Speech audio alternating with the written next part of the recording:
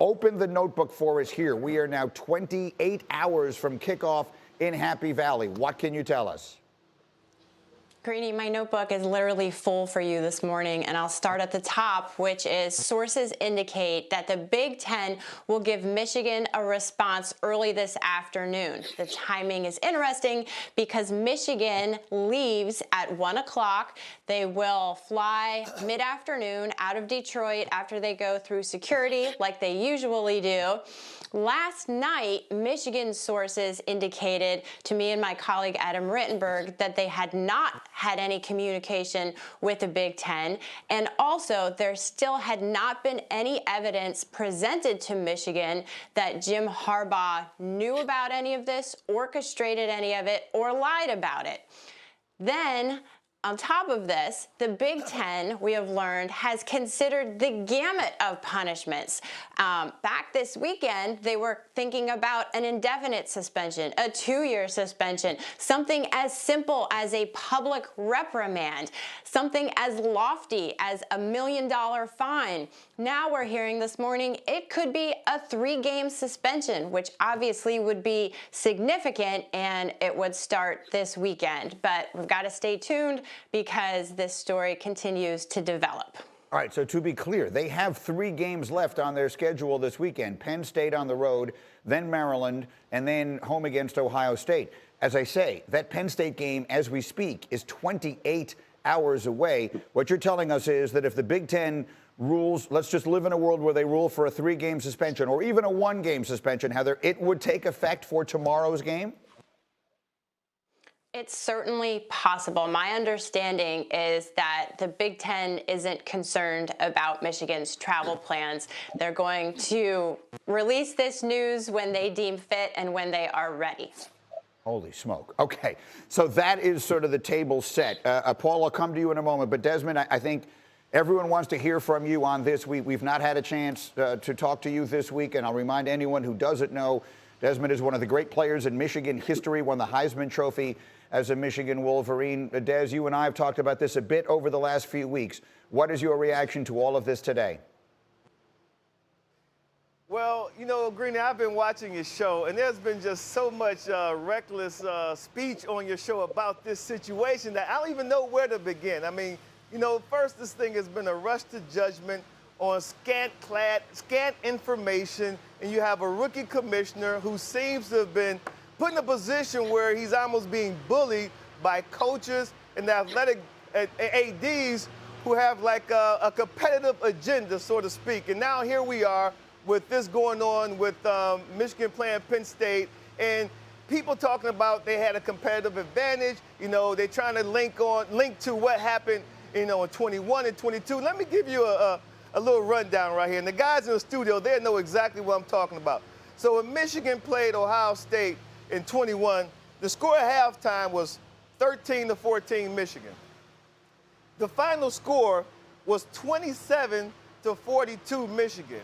If you had some sort of competitive advantage, it would have shown up in the first half. The guys on the set know exactly what I'm talking about. Last year, halftime score 17-20 Ohio State. The final score 45-23 Michigan. What Jim Harbaugh did in 21, he hired Mike McDonald, defensive coordinator. He came from the NFL. He came from the Baltimore Ravens. He brought NFL concepts to Michigan. Mike McDonald left and became the DC in Baltimore. Then he hired Jesse Minter. Jesse Minter also has an NFL background. I told you those scores at halftime, Greeny, because the guys on the set would tell you, great coaches, they make great in-game adjustments. So that tells you at halftime, one coaching staff made some adjustments, the other coaching staff probably didn't. Then you're also talking about what they did with Sharon Moore. He was an offensive line coach and OC. In that same period of time, Greeny, Michigan won the Joe Moore Award back-to-back years, twice, in 21 and 22. That lets you know that they dominated the trenches. You don't dominate the trenches. Ask Bart Scott, he'll tell you. Ask Matt Tannenhill, he'll tell you. Tannenbaum, he'll tell you. You don't dominate the trenches because you stealing signs or you know their signals.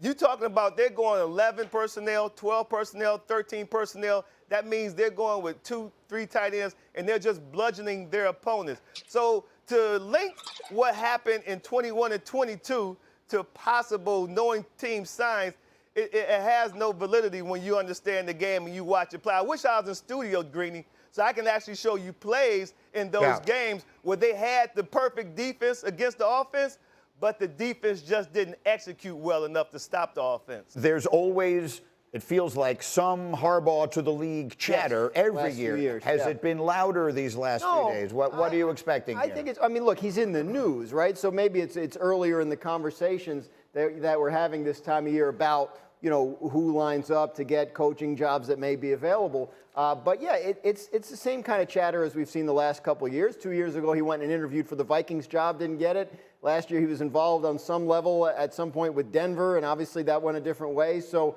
it's going to depend on what comes open and who's interested. But yeah, I think he'll be in the mix to the extent that he has the last couple of years. All right, let me tie a bunch of these different things together here. Again, Heather is standing by, and if there is any news on this, any moment, I promise you will get it here immediately. In the meantime, let me come to you. We saw the Bears beat the Panthers last night, which is the definition of a win-win scenario. They get the victory, which is, you know, I guess, well, in the big picture, not so good for them. But they beat Carolina, who first pick they have. Could we be living in a world right now, if I were to be a little crystal ball here, okay, and I were to say to you, we're living in a world where next season the coach of the Chicago Bears will be their former quarterback, Jim Harbaugh. Their quarterback will be Caleb Williams, and their star wide receiver will be Marvin Harrison Jr. Could we turn around the Chicago Bears like that? That's what Jim Harbaugh does. I mean, think about it. When he took over the job in San Francisco in 2011, that was a 6-10 team, and they went on to go to 3 consecutive conference championship games and a Super Bowl appearance in that. Think about it. When Jim Harbaugh gets competent NFL quarterback play, and we've seen it at San Diego with Josh Johnson, we saw it at Stanford, we saw it early on in San Francisco, and now we're seeing it with J.J. McCarthy. He's a double-digit win coach in the regular season, and you're going to have success in the postseason. He's the son of a coach. He played in the National Football League for 14 years. He's coached college or pro over the last 2 decades. He is damn good at his job, which is coaching football and then resurrecting programs. Why would we think he couldn't get the Chicago Bears turned around? I think that's it. Yes, but the fact of the matter is, over the last couple of cycles, when it's been very clear that he's open to a return to the NFL, no one's hired him. And I think that's what's fascinating. So the Bears job, yes, he played there, right? We don't know. First of all, that job is not open yet. Like we're looking at. No, seriously, is it? Like we don't know. It's not like the Raiders, right, who have an opening. Assuming if that job does come open, it makes sense. There's a lot of connections to it. We were talking in the meeting. What was one of the funniest ones, though, right? The Bears team president right now? Yep. Kevin Warren. What was his job a year ago today? The Big Ten commissioner. Isn't that bizarre? Greeny, going back to Chris's point, though, this is unbelievable. In the history of the NFL, Jim Harbaugh has the 5th highest winning percentage ever, better than Bill Belichick and countless others. And yet teams are making a different decision when it comes to bringing him in the NFL right now. Because that's what comes along with Jim Harbaugh. He wears you out, right? He's good for he's there for a good time, not a long time, right? Because, you know what I mean, the pressure that he puts on. But you talk about stabilizing your organization, getting your team ready, professionally ready to play. His teams has always resembled the NFL type of play, not the college type of play. They've always kind of been the outlier. He can come in, he can really mentor a young quarterback. He's used to those type of athletes. So if you bring in a rookie quarterback, he's been around those type of athletes more frequently than most head coaches in the NFL. I also want, because, Mike, of your experience working in front offices and thus working closely with owners, there is something else, particularly in Chicago, that someone like Jim Harbaugh might bring that could be attractive to Bears ownership. They need a new stadium, and that's just the reality of it. When you look over the last 20, 25 years, you see marquee names like Bill Parcells being hired in Dallas, who's a great coach, obviously. They're building a stadium. And when you look at Washington and Chicago, those jobs aren't open. But if they are, Greeny, and you're trying to build a stadium, and now you have a conquering hero like a Jim Harbaugh, who was a big personality, successful former quarterback, and you're out there trying to build a stadium, it matters. It moves the needle with politicians. So you want to hire the coach for all the right reasons, but building a stadium, whether it's set or not, like, it matters. Michigan alumni are everywhere. Let's circle it all the way back. Oh, believe me, I lived in Chicago 11 years. They are all over Chicago. I will tell you that. But let me ask you this. If Michigan wins the national championship this year. Let's live in a world where Harbaugh isn't suspended. Well, either way, if Michigan wins the national championship this year, in your opinion, will it be tainted? No. No, why would it be tainted? No, we don't look at it like that. That's a misdemeanor.